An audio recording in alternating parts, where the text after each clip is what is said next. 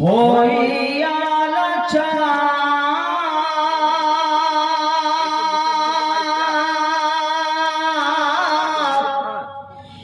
এমন কঠিন সেই বিদাত মায়ের চুলবে না গর্বের সন্তান স্বামী না চিনিবে পরিবার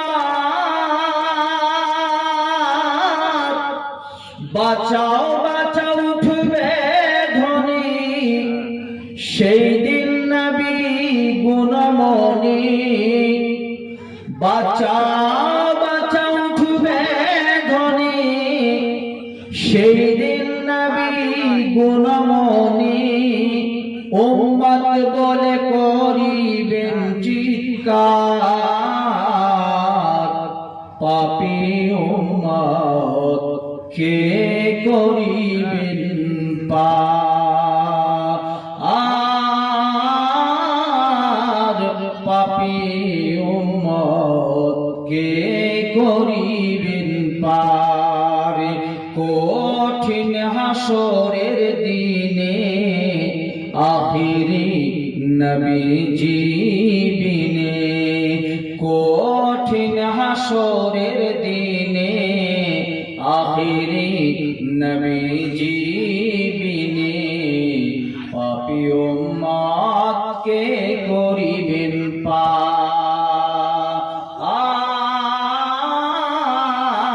পাপী উম্মত কে করিবেন পার বলুন না সুবহানাল্লাহ নবী বলবেন আবু বকর তুমি লও দোজখের খবর দোজখেতে যায় উম্মত আমার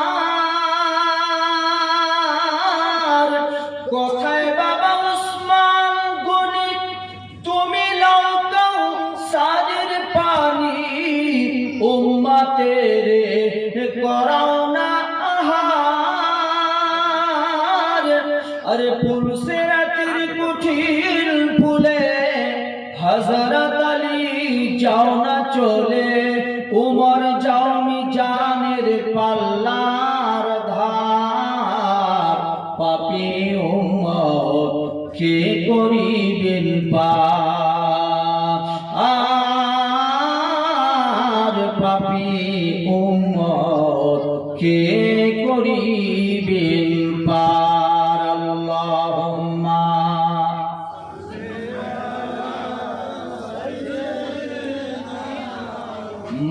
মাওলানা মুহাম্মদ ওয়া আলা আলিহি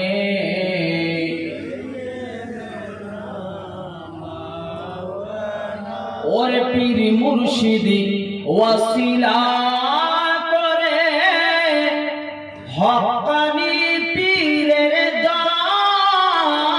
দরবারে পীর মুর্শিদি ওয়াসিলা করে হক্কানি পীরের দরবারে সরল সঠিক ধার্মিক হলে তার কাছে সপে দাও প্রাণ মানুষের কথা নয় বলছে পাপ কোরআন পাপ কোরআন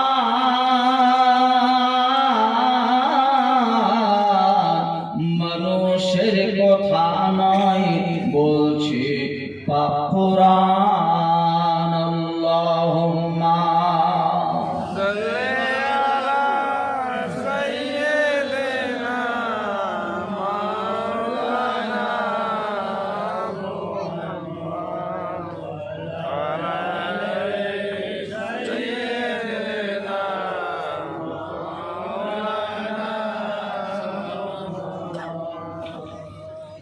উপস্থিত আজকের এই আদিমুসান মেহফিলের মহামান্য শ্রদ্ধেয় সভাপতি মহাশয়, মঞ্চে উপস্থিত ওলামা সম্প্রদায় পীর ও মাশায়েখ যারা এখানে বসে আছেন প্রত্যেককে আমার অন্তরস্থল থেকে সালাম জ্ঞাপন করছি। সামিয়ানা নিচে যারা বসে আছেন এবং পাশে মা বোনেরা সকলে আপনারা বসেছেন প্যান্ডেলের মধ্যে, মাইকের আওয়াজ যতদূর পৌঁছচ্ছে প্রত্যেককে আমার অন্তরস্থল থেকে সালাম জ্ঞাপন করছি। আসসালামু আলাইকুম ওয়া রাহমাতুল্লাহি ওয়া বারাকাতুহু। সালামাতে শুভেচ্ছা জানিয়ে পবিত্র মহাসংবিধান মহাগ্রন্থ কোরআন কারীম এবং নবী পাকের সুন্নাহ, নবী পাকের হাদিস মুকাদ্দাসা এবং অন্যান্য ধর্মগ্রন্থ থেকে যতটুকু পারি আলোচনা তুলে ধরবার চেষ্টা করছি। সর্বপ্রথম ইন দ্য নেম অফ আল্লাহ, যে কোনো কাজ শুরুর আগে আল্লাহর প্রশংসা, অল প্রেজ বি টু আল্লাহ। আমরা সকলে সে মহান রব, সে মহান আল্লাহ পাক, যে আল্লাহ পাক আজকে আপনাকে আমাকে নিজ নিজ কাজ পরিত্যাগ করে অল্প সময়ের জন্য এই রিয়াজুল জান্নাতে বসবার তৌফিক এনায়েত করেছেন। সে মহান মুনিবের দরবারে আমরা সকলে শুকরিয়া জ্ঞাপন করি, সকলে বলি আলহামদুলিল্লাহ। তারপরে পরে মা আমিনার লাল মরুর দুলাল আকাই নামদার তাজদারে মদিনা সরওয়ারে কলব সিনা রূহে ফিদা কালে কামলি ওয়ালে মুস্তাফা সাল্লাল্লাহু তাআলা আলাইহি ওয়াসাল্লামের উপরে লক্ষ কোটি দুরূদ ও সালামের হাদিয়া বৃষ্টির ন্যায় বর্ষিত হোক। সকলে বলুন আল্লাহুম্মা আমিন। বিরাদরান মিল্লাত ইসলামিয়া, আজকে যার শানে আপনারা মেহফিল সাজিয়েছেন, পীরে তরিকাত রাহবারে শরীয়ত হযরত শাহ সুফি মনসুর আলী চিশতি নিজামী আল ফাখিরি, যার স্মরণে আজকের এই মেহফিল সাজিয়েছেন আপনারা, তিনি ছিলেন একজন হক্কানি ওয়ালি, হক্কানি পীর ও মাশায়েখ। বলুন সুবহানাল্লাহ।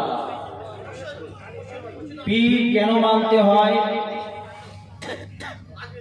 আমরা মুসলমান, ইন্নাদ দীন ইনদাল্লাহিল ইসলাম, the Islam is light, Islam is the only one religion granted by Allah. ইসলাম আল্লাহর মনোনীত পছন্দনীয় মাযহাব। এই মাযহাবের মানুষ যখন আমরা, সুতরাং আমরা কোরআন কি বলছে, হাদিস কি বলছে, আল্লাহ রাসূল সাল্লাল্লাহু তাআলা আলাইহি ওয়াসাল্লাম যখন পর্দা করবেন পৃথিবীর জমিন থেকে, সাহাবায়ে কেরাম বলল, ইয়া রাসূলুল্লাহ, ইয়া হাবিবাল্লাহ, আপনি চলে যাবেন, আমরা কি নিয়ে চলবো? আল্লাহ পাকের রাসূল সাল্লাল্লাহু তাআলা আলাইহি ওয়াসাল্লাম বললেন, এক নম্বরে কোরআন, দ্বিতীয় নম্বরে হাদিস। বলুন সুবহানাল্লাহ।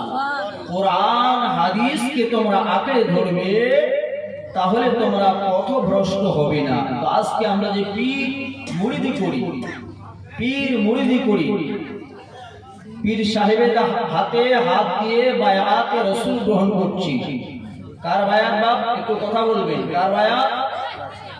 রাসূলের বায়াত। রাসূলের বায়াত আমরা গ্রহণ করছি পীর ও মুর্শিদের হাতে হাত দিয়ে। এটা কি কোরআন পাকে আছে? এটা কি হাদিস পাকে আছে? জানার দরকার আছে কিনা বাবা? একটু কথা বলেন না, দরকার আছে কিনা? দরকার আছে তো। কোরআনে বায়াতের কথা আছে কিনা আমাদের জানার দরকার আছে সর্বপ্রথম। তো আসুন, পবিত্র মহাসংবিধান মহাগ্রন্থ কোরআন কারীমের ভাষা আল্লাহ বলছেন, ইন্নাল্লাযীনা ইউবাইউনাকা ইন্নামা ইউবাইউনাল্লাহ ইয়াদুল্লাহি ফাওকা আইদিহিম। জোরে বলুন না সুবহানাল্লাহ। আল্লাহ পাক বলছেন, এখনকার কথা নয় গো, এখনকার কথা নয়। প্রায় ১৫০০ বছর আগে আল্লাহ রাসূল সাল্লাল্লাহু তাআলা আলাইহি ওয়াসাল্লামের হাতে হাত দিয়ে যখন বায়াত গ্রহণ করছিলেন সাহাবায়ে কেরাম, ওই সময় আল্লাহ পাক তিনার পাক জবান থেকে আমার রাসূলুল্লাহকে জানিয়ে দিচ্ছেন, ইয়া রাসূলুল্লাহ, ইয়া হাবিবাল্লাহ, হুজুর আপনার হাতে যিনি হাত দিয়েছে তার হাতের উপরে আমি আল্লাহর হাত রয়েছে। আপনারা কি পীরের বিরোধী? পীর মানেন না আপনারা? তো সুবহানাল্লাহ বলেন না একটু, আর একটু মহব্বতে সুবহানাল্লাহ। এর অর্থ হচ্ছে আল্লাহ পাক, আল্লাহ পাক। এই কথাটা যদি আমি বলি, আজকে যদি আমি বলি যে হুজুর খুব ভালো, হুজুর সন্তুষ্ট হবে নাকি রাগ হবে? বলেন, সন্তুষ্ট হবে, খুশি হবে যে ছেলেটা আমাকে সম্মান দিল নাকি? তো আল্লাহকে যদি আমরা পাক বলি, আল্লাহকে যদি আমরা পাক বলে সঙ্গে সঙ্গে আল্লাহ কিন্তু আপনার আমার উপরে খুশি হয়ে যায়, রাজি হয়ে যায়। আর আল্লাহ ফারিস্তাদের বলে, বান্দা ফারিস্তারা শোনো, তোমরা এই আদমকে বানাতে তোমরা নিষিদ্ধ করেছিলে। ক্বালু আতাজআলু ফিহা মান ইউফসিদু ফিহা ওয়া ইয়াসফিকু দিমা ওয়া নাহনু নুসাব্বিহু বিহামদিকা ওয়া নুকদ্দিসু লাক। তোমরা বলেছিলে আল্লাহ এই জাতিকে বানাবেন না, এরা আপনাকে মানবে না। আজকে দেখো ফেরেশতারা আমার বান্দা আমাকে আল্লাহ পাক বলে ঘোষণা দিচ্ছে। জোরে বলুন সুবহানাল্লাহ। এই জন্য সুবহানাল্লাহ বললে আল্লাহ খুশি হয়, আল্লাহ রাজি হয়। বিরাদরান মিল্লাত ইসলামিয়া, তো আল্লাহ রাব্বুল আলামিন বলছেন, ইয়া রাসূলুল্লাহ, ইয়া হাবিবাল্লাহ, হুজুর, যারা যে ব্যক্তি আপনার হাতে হাত দিল, এখনকার কথা নয়, ১৫০০ বছর আগে আমার নবীর হাতে হাত দিয়েছেন সাহাবায়ে কেরাম। আমার আল্লাহ বললেন, ও নবী, আপনার হাতে যিনি হাত দিয়েছেন, ইয়া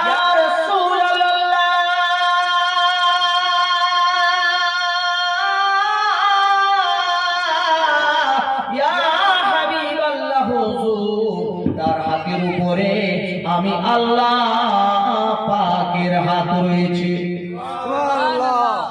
নবী, আপনার হাতে যিনি হাত দিয়েছেন, আপনার হাতে যিনি হাত দিয়েছেন, সেই হাতের উপরে আমি আল্লাহ হাত রয়েছে।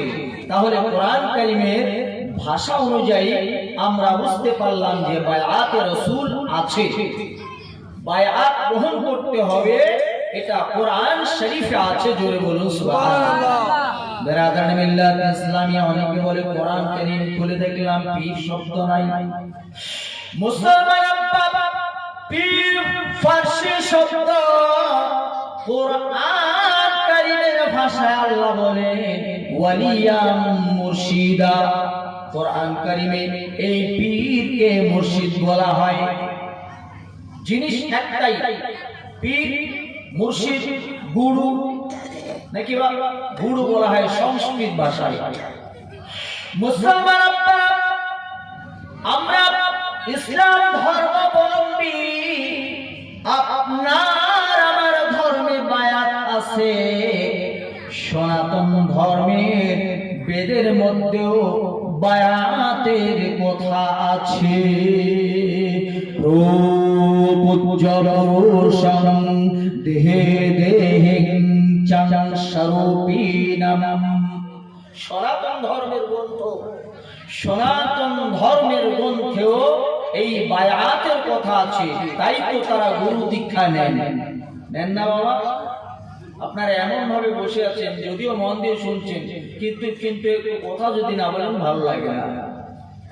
আপনার বাড়ি গেলাম, আসলাম, আপনারা চা দিলেন, ভাত দিলেন, যা দেওয়ার দিলেন, দিয়ে যদি চুপ করে বসে থাকেন এক কোণে, যদি দুটো কথা না বলেন ভালো লাগবে বাবা? বাড়িতেও তো খাই, একটু কথা বললে ভালো লাগে, তাহলে কথাগুলো বের হবে ইনশাআল্লাহ। তো বিরাদরান মিল্লাত ইসলামিয়া, আপনার আমার কোরআনে যেরকম বায়াতের কথা আছে, সনাতন ধর্মের বেদের মধ্যেও বায়াতের কথা আছে। প্রপূজ্যবর্ষং দেহে দেহে স্বরূপিণাম। সনাতন ধর্মের গ্রন্থে কত সুন্দর ভাবে এই কথাটা আছে, তোমরা ভগবানের দেহি রূপী দেহকে তোমরা পূজা করিবে। কাকে বলে? ভগবানের দেহি রূপী দেহকে তোমরা পূজা করিবে, এটা বলছে সনাতন ধর্মের গ্রন্থ। এবার আসুন, ভগবানের দেহি রূপী দেহ কোনটা? ভগবানের দেহি রূপী দেহ কোনটা? আমিও মানুষ, পীর সাহেবও মানুষ, আমিও মানুষ, খাজা গরিবুন নামাজও মানুষ, আমিও মানুষ, বগদাদ আব্দুল কাদের জিলানীও মানুষ। কিন্তু মানুষ মানুষের মধ্যে পার্থক্য আছে কিনা? আছে না? বিরাদরানে মিল্লাত ইসলামিয়া, আমরা আজীবন শুনেছি মসজিদ আল্লাহর ঘর, মসজিদ আল্লাহর ঘর। কেন? ওটা আল্লাহর ইবাদতের ঘর। আল্লাহ পাক এই পৃথিবীর জমিনটাকে আপনার আমার জন্য যায় নামাজে পরিণত করেছেন। তারপরেও মসজিদ কেন? বেরাদার, এই জমিনের মধ্যে মানুষ ইস্তেঞ্জা করে, এই জমিনের মধ্যে মানুষ পায়খানা করে, এই জমিনের মধ্যে মানুষ আবর্জনা ময়লা ফেলে দেয়। যার কারণে নামাজের শর্ত হলো শরীয়তের কথা সর্বপ্রথম শুনুন, তারপরে শরীয়ত, এরপরে তরিকত, হাকিকত, মারিফতে যাব ইনশাআল্লাহ। বিরাদরানে মিল্লাত ইসলামিয়া, শরীয়তের বিধান নামাজ যখন দাঁড়াবে, আপনার আমার জন্য সর্বপ্রথম শর্ত হচ্ছে আপনার জায়নামাজ পাক, জায়গা পাক, আপনার শরীর পাক আছে কিনা? বাবা একটু কথা বলেন, আছে কিনা? জায়গা পাকের দরকার আছে। যেখানে সেখানে আপনি যদি জায়নামাজ বিছিয়ে নামাজ পড়েন, নামাজ হবে কি? ওই জায়গায় হয়তো মানুষ পেশাব করেছে, একটা কুকুর পেশাব করতে পারে না বাবা। এই জন্য মুসলমান সমাজের মান্যগণ্য ব্যক্তি একত্র হয়ে একটা মসজিদের সিদ্ধান্ত নিল। ওই মসজিদটা পবিত্র স্থান হিসেবে মানা গেল। ওই মসজিদে গিয়ে আমরা নামাজ পড়ে সালাত কায়েম করি না বাবা? করি কিনা বন্ধু আমার? কিন্তু আমার রাসূলুল্লাহ সাল্লাল্লাহু তাআলা আলাইহি ওয়াসাল্লাম বলে, কুলুবিল মুমিনিনা আরশুল্লাহি তাআলা।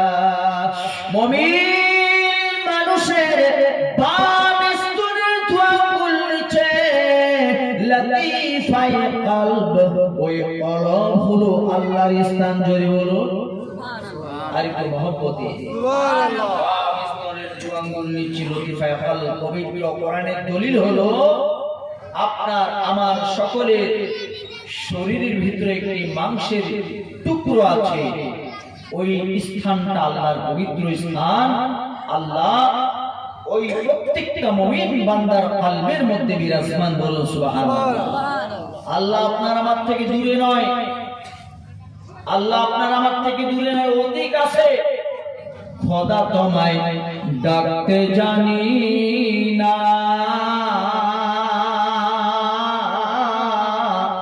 ডাকার মতো ডাকলে খোদা কেমনে শোনে না। আল্লাহ আপনার আমার কাছেই আছে, কিন্তু আমরা ডাকতে পারি না, আমরা চিনতে পারি না। বিরাদরানে মিল্লাত ইসলামিয়া, আপনার আমার বাসায় আল্লাহ প্রত্যেকটা মুমিন বান্দার সঙ্গে নাহনু আকরাবু ইলাইহি মিন হাবলিল ওয়ারিদ, আপনার আমার শাহরগের আরো অতি নিকটে আমার আল্লাহ। সরি বলুন সব সময় আমার আপনার সঙ্গে আছেন। আসুন, সনাতন ধর্মের গ্রন্থ সেম আছে, সনাতন ধর্মের শ্রীমদ ভাগবত গীতা। কি বললাম বাপ? শ্রীমদ ভাগবত গীতা। যারা স্টাডি করেছেন, যারা ভাগবত গীতা যারা পড়ে, তারা নিশ্চয় এই শ্লোকটা জানবে। মমৈবাংশ জীবলোকে জীবভূত সনাতন। শ্রীকৃষ্ণ বলছেন, এই জীবলোকে সনাতন জীবের মাঝে আমি ভগবান বিষ্ণু বিরাজমান। ভগবান বিষ্ণু শ্রীকৃষ্ণ বলছে, এই জীবলোকে সনাতন জীব সবার মাঝে নয়, সবার মাঝে নয়, সনাতন জীবের মাঝে ভগবান বিষ্ণু, সবার মাঝে আল্লাহ নয়, মুমিন বান্দা, মুমিনের কলবের মধ্যে আল্লাহ বিরাজমান। বিরাদার মিল্লাত ইসলামিয়া, তাই কবি বলেছেন এমন জীবন তোরা কর হে গঠন, মরিলে হাসিবে তোরা কাঁদিবে ভুবন। মনসুর আলী চিশতি নিজামে আল ফাখিরি মাদাজিল্লুল আলী, যিনি পর্দা করে গেছেন দীর্ঘ বছর, ঠিক না বাপ? আজকেও কিনা সঠিক যারা ভক্ত, হুজুরের নাম স্মরণ করার সঙ্গে সঙ্গে তার চোখ দিয়ে পানি পড়ে না বাবা? কেন? এমন জীবন তোরা করহে গঠন, উনি জীবনটাকে গঠন করে তিনি পর্দার আড়াল হয়ে গেছেন, যার কারণে কবি বলছে মরিলে হাসিবে তুমি কাঁদিবে ভুবন। আরে যখন তুমি এসেছিলে ভাবে, আরে কেঁদেছিলে তুমি, হেসেছিল সবে, এমন জীবন তোরা করা হে গঠন, মরিলে আসিবে তোরা কাঁদিবে ভুবন। এই মানুষ তো সহজ মানুষ নয়, মানুষের পরিচয় হলে হবে আল্লাহর পরিচয়। জয় করুন। आदम अल्लाह नहीं मगर अल्लाह से जुदा भी नहीं। और মানুষ কখনো প্রভু খোদা नहीं হয়, কিন্তু খোদা মানুষ ভিন্ন পৃথক প্রভু নয়। ওয়ালা হুম ইয়াহজানুন। আল্লাহ এবং বান্দার এরকম মহব্বত, এরকম প্রেম, এরকম ভালোবাসা যে এক গ্লাস পানিতে চিনি দিলে শরবতে পরিণত হয়, আলাদা করা সম্ভব নয়। তদ্রূপ যারা আল্লাহর প্রেমিক হয়ে যায়, যাদের ভেতরে আপনার হচ্ছে, এখানে সবাই আপনারা তরিকপন্থী আছেন না বাপ? সবাই পীর মুরিদি করনেওয়ালা মানুষ আপনারা বসে আছেন। তো এক নম্বরে হলো ফানাফি শাইখ, ফানাফি রাসূল, ফানাফিল্লাহ, বাকাবিল্লাহ। যখন মানুষটা বাকাবিল্লাহে পৌঁছে যায়, তার জবানটা আল্লাহর জবান হয়ে যায়। এই জন্য কবি বলেছেন যে মানুষ কখনো কবু খোদা নাহি হয়, আর কিন্তু খোদা মানুষ ভিন্ন পৃথক কবু নয়।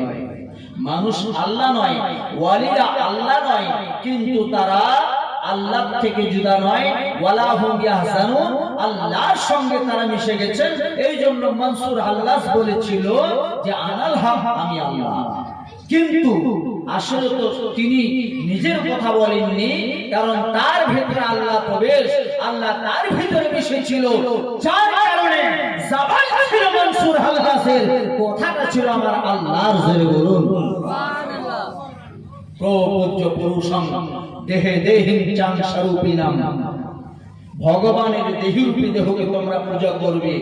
আমরাও তদ্রূপ পীর মাশায়েখের হাতে হাত দিয়ে বায়াত গ্রহণ করেছি। বায়াত এটা ছোটখাটো ব্যাপার নয়, অনেক ওজন ব্যাপার, অনেক ওজন, অনেক ভারী, অনেক ধৈর্যের রাস্তা এটা।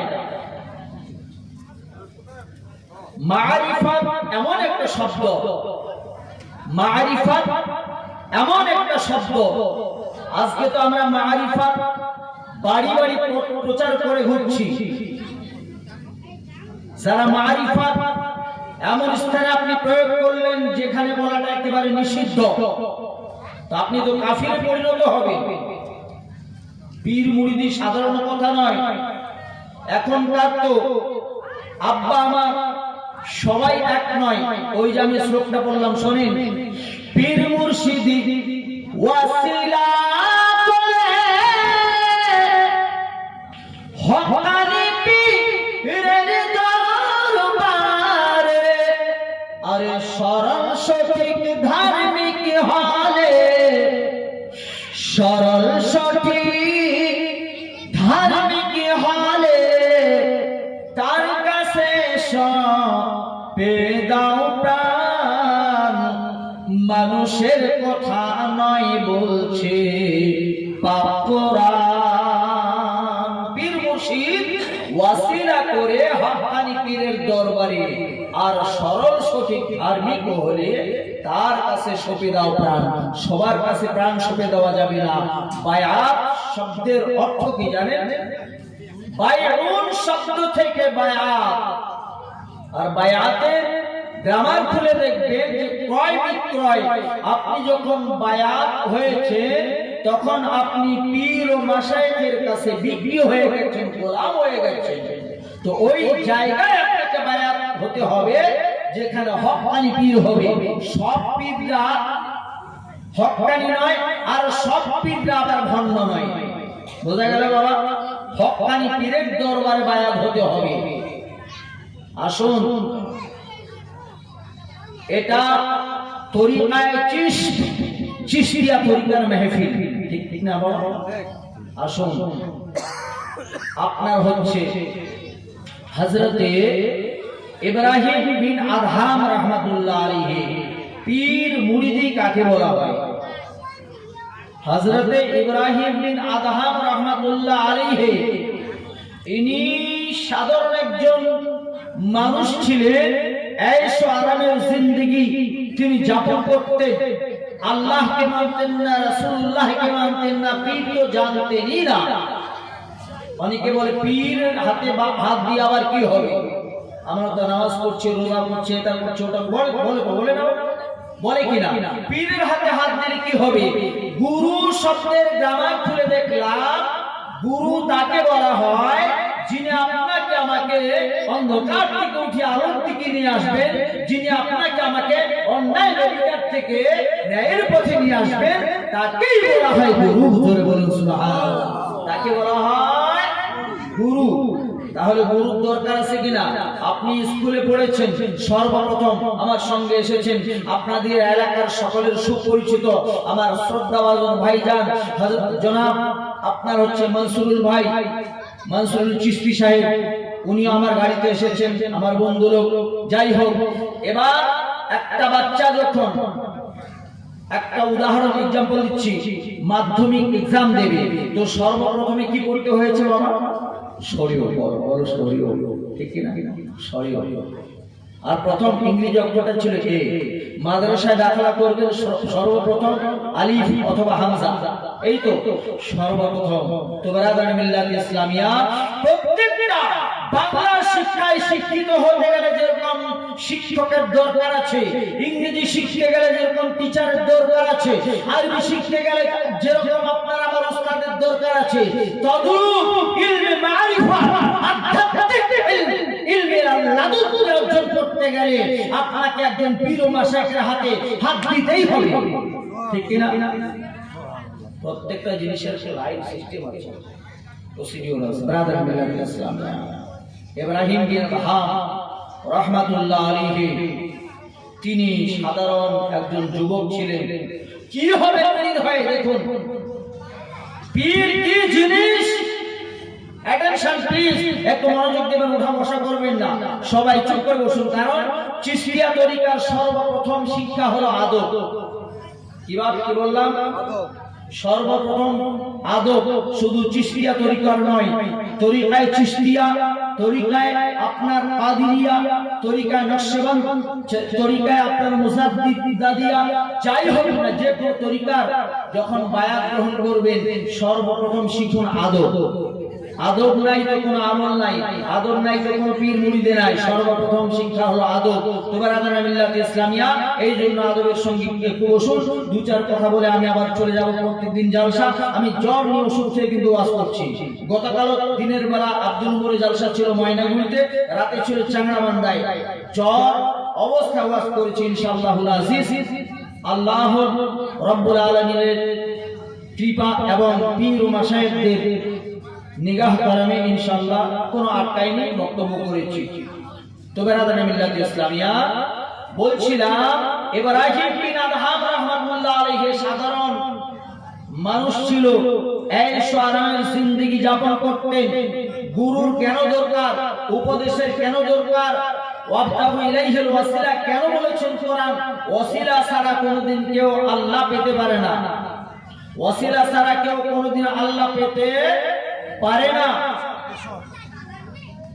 তার প্রমাণ দেখুন বিরাদর মিল্লাত ইসলামিয়া। ইব্রাহিম বিন আদহাম রাহমাতুল্লাহ তখন তিনি ওয়ালি হন নাই, সাধারণ একজন মানুষ ছিলেন। তিনার বিলাসিতা জিন্দেগি ছিল। হঠাৎ করে আমার আল্লাহ হেদায়েতের জন্য হাদি করে একজন প্রখ্যাত ওয়ালি, যার নাম হলো হযরতে খ্বাজা খিজির আলাইহিস সালামকে পাঠিয়ে দিল। ও খ্বাজা খিজির, তুমি চলে যাও, আমার বান্দা হযরতে ইব্রাহিমকে হেদায়েত করে নাও। খ্বাজা খিজির আলাইহিস সালাম ইব্রাহিম বিন আদহামের দরবারে গেছেন। বাবা গিয়ে উট ফুটছিলেন, ঘোড়া, বকরি ভেড়া এগুলো যদি হারায় তাহলে হয়তো খোয়ার বোঝেন তো, খোয়ারে খুঁজবেন। অথবা আপনার গরু হারিয়েছে, কারোর বাড়িতে যাবেন, ভাই আপনার গরুর সঙ্গে আমার নাকি এসছে, এটাই তো বলবো, ঠিক না বাবা? কিন্তু উনি খাজা ইব্রাহিম বিন আদহামের দালানের উপরে, ছাদের উপরে খুঁজে বেড়াচ্ছেন। তার উট হারিয়েছে, বকরি ভেড়া হারিয়েছে। বলছে কে? ইব্রাহিম বিন আদহাম। এই কথা বলবার পরে, কারণ তিনি একজন সম্রাট, তার আওয়াজটা উঁচু আওয়াজ, বলছে কে? খ্বাজা খিজির আলাইহিস সালাম বলছেন, বাদশা আমি একজন রাখাল, আমার উট হারিয়েছে, আমি খোঁজার জন্য এসেছি। বলে কি তুমি কি বোকা নাকি? বলে কেন? বলি বকরি ভেড়া উট এগুলো খুঁজবে তুমি মাঠে ময়দানে, আমার ঘরের ছাদের মধ্যে তুমি উট খুঁজছো? তোমার কি দিমাগ নেই? বন্ধু আমার, কি করে ওসিলার মাধ্যমে হেদায়েত হয়? খ্বাজা খিজির আলাইহিস সালাম বলছিল, ইব্রাহিম শুনে নাও, যেরকম এই ছাদের মধ্যে বকরি ভেড়া পাওয়া যায় না, সেরকম ওই খাট পালকে শুয়ে শুয়ে আল্লাহ পাওয়া যায় না। ইব্রাহিম আল্লাহ পেতে গেলে একটু কষ্ট করতে হবে, সাধনা করতে হবে। ও বন্ধু, এই কথা বলবার সঙ্গে সঙ্গে হযরতে খ্বাজা খিজির আলাইহিস সালাম আল্লাহর হুকুমে, আল্লাহ তিনাকে এরকম পাওয়ার দিয়েছেন, নিমিষের মধ্যে ওখান থেকে উধাও হয়ে গেছে। তিনি অবাক হয়ে গেলেন যে ইনি কে? এই মাত্র এখানে ছিল, এই মাত্র উনি এখান থেকে উধাও হয়ে গেল, চলে গেল, কে ইনি? আর আমাকে যে কথাটি উনি বলেছেন, বাস্তব কথাই বলেছেন। অনেক সময় কিন্তু মাতালও হেদায়েত হয় না? ছোট্ট একটা কথা বললেন, ওই কথার মাধ্যমে কিন্তু মানুষটা হেদায়েত হতে পারে। এই জন্য বলেছেন, পাপীকে তোমরা ঘৃণা করো না, পাপকে ঘৃণা করো। পাপীকে, মাতালকে ঘৃণা করো না, মদকে ঘৃণা করো। কারণ একটা মাতাল আল্লাহর নামে একটা টুকরো পেয়ে ওটাকে চুম্বন দিয়ে সানসেট রাখার কারণে ওই মাতাল আল্লাহওয়ালা হয়ে গেছিল যদি বলুন। এই জন্য মানুষের মধ্যে मोहब्बत থাকতে হবে। हर आदमी को आदमी से प्यार होना चाहिए। কার মাধ্যমে আল্লাহ কাকে হেদায়েত দেয়। আমার বন্ধুরা শুনুন, খ্বাজা ইব্রাহিম বিন আদহাম তিনি চিন্তা করলেন যে একজন ব্যক্তি কি কথা বলে গেল, এটা তো বাস্তব কথা বলেছেন, যার কারণে ইব্রাহিম বিন আদহাম একটা কথায় হেদায়েত হয়ে গেছেন। তিনি রাজা বাদশাহী ছেড়ে দিয়ে সমস্ত বাদশাহী পরিত্যাগ করলেন। মন্ত্রী মহোদয়কে ডাকলেন, ওয়াবার ওয়াসির, ওয়াবার মন্ত্রী, আমার রাজত্ব তোমাদেরকে দিয়ে দিলাম, আজ থেকে আমি এগুলো বিসর্জন দিয়ে আমি এক আল্লাহর সন্ধানে চলে গেলাম। খাজা ইব্রাহিম বিন আদহাম যাচ্ছেন, যেতে নদীর কিনারা দিয়ে হাঁটছেন। হঠাৎ করে কে যেন আওয়াজ দিল, এই ইব্রাহিম, তুমি আল্লাহর সন্ধানে বেরিয়েছো। আল্লাহ পাওয়া সহজ কথা নয়, আর আল্লাহ পেতে গেলে আল্লাহওয়ালার সন্নিকটে যেতে হবে। আল্লাহ পেতে গেলে আল্লাহওয়ালার সঙ্গে সম্পর্ক করতে হবে। চুরি করতে গেলে চোরের সঙ্গে সম্পর্ক করতে হবে, ঠিক না?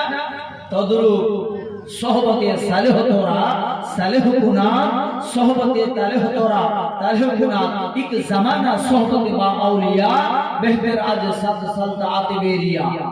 100 বছর বেরিয়া ইবাদত করলে যে সওয়াব হয়, অল্প সময় আল্লাহর ওয়ালির সঙ্গে সাক্ষাৎ মোলাকাত করলে সে আল্লাহর ওয়ালির নিগাহ করম যদি আপনার আমার উপরে পড়ে যায়, নিগাহে ওয়ালি में वो तासीर देखी, बदलते हजारों की तकदीर देखी। জোরে বলুন, আপনার আমার তকদীর বদলে যাবে। তবে ভক্তের মতো ভক্ত হতে হবে, ভক্তের মতো ভক্ত হতে হবে। বিরাদার মিল্লাত ইসলামিয়া, এবার ইব্রাহিম বিন আদহাম রাহমাতুল্লাহ তিনার কানে আওয়াজ আসলো, ইব্রাহিম, তুমি যদি আল্লাহওয়ালা হতে চাও তাহলে আল্লাহওয়ালার সন্ধান করো। যেতে যেতে যেতে যেতে তিনি চলে গেছেন হযরতে খাজা ফুজাইল রাহমাতুল্লাহ দরবারে। হযরত খাজা ফুজাইল রাহমাতুল্লাহ আলাইহির দরবারে আজকে আমরা বায়াত করছি। বায়াত করলাম, ছেড়ে দিলাম, শেষ। এটা নয় গো, রাস্তা এটা নয়। এক নম্বরে ইলমে শরিয়াত আপনাকে আঁকড়ে ধরতেই হবে। যারা শুধু শরিয়াত নিয়ে চলে তারা ফাসিক, মানে মারিফতের ধার ধারে না, এগুলোকে ভণ্ডামি মনে করে। এই তো আছে না এক দল আছে, তো এরা হলো ফাসিক। যারা এবার শরীয়তকে একেবারে কাতাল করে দিল, ছেড়ে দিল, শুধু মারিফত আর মারিফত নিয়ে পাগল, এরা কাফির। যারা শরিয়াত মানে না তারা কি কাফির। ওয়াল্লাযীনা কাফারু ওয়া কাযযাবু বিআয়াতিনা সাওফা নুসলিহিম নারা। আল্লাহ বলছেন যারা আমার কোরআনকে অস্বীকৃতি দিল, যারা শরীয়ত মানে না